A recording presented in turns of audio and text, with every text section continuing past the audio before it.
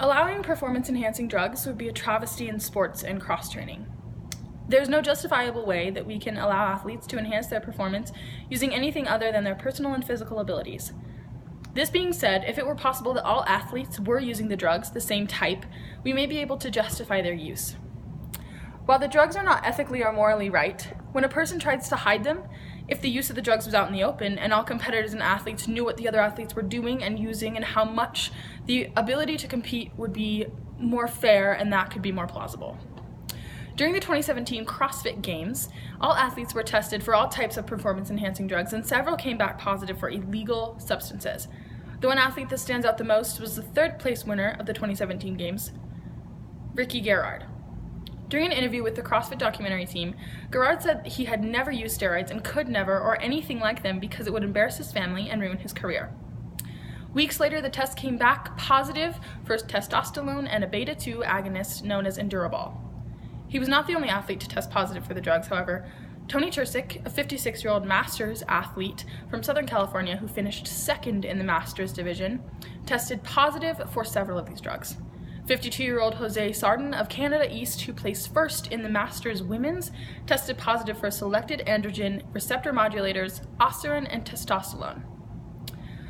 Garrard, a 23-year-old from Australia, will lose the $76,000 he'd won for his third place overall finish and the finishes that he won in the actual games.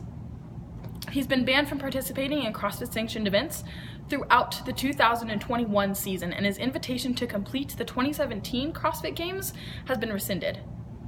The CrossFit Games website says that their competition is known as the world's definitive test of fitness. The CrossFit Games ensures a level playing field, in part by strongly enforcing an anti-doping policy, an absolute necessity in order to crown the fittest on earth.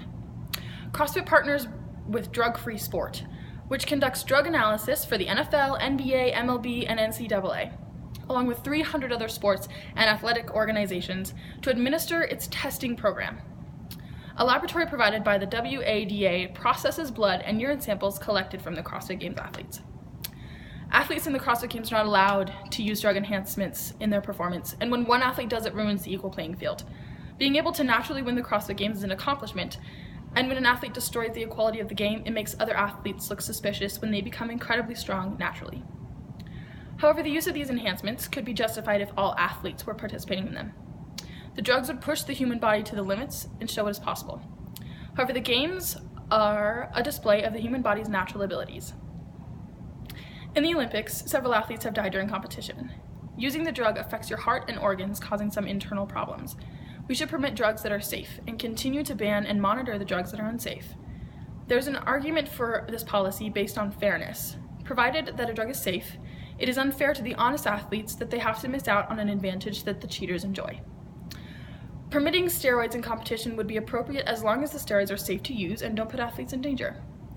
The British Journal of Sports Medicine's people do not do well at sport as a result of the genetic lottery that happened to deal them a winning hand. Genetic tests are available to identify those with the greatest potential. If you have one version of the gene that creates more muscle mass, you'll be better at long distance running. If you have another, you'll be better at short.